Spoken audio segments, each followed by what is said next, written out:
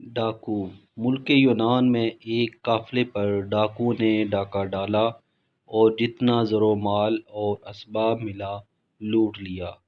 قافلے والوں نے رو رو کر اللہ اور رسول کا بتیرا واسطہ دیا مگر ڈاکوؤں نے کچھ بھی خیال نہ کیا۔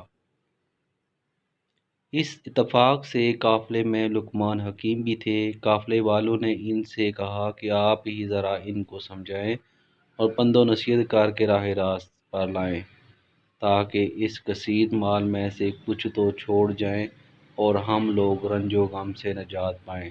لقمان حکیم نے جواب دیا، لالچ نے ان کی آنکھوں پر پردے ڈال دیے ہیں اور یہ اندھے ہو رہے ہیں۔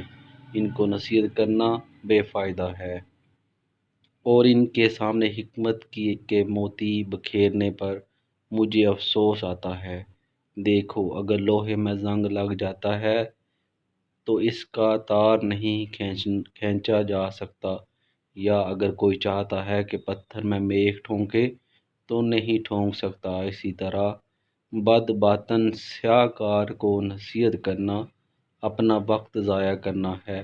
آدمی کو لازم ہے کہ اگر مالدار ہو تو مفلسوں کی امداد کرتا رہے تاکہ آئی بلا ٹل جائے، اور اگر کوئی سائل سوال کرے تو اس کو کچھ دے اور اس کا سوال رد نہ کرے۔ کہیں ایسا نہ ہو کہ کوئی ظالم جبر و ظلم سے مال چھین لے۔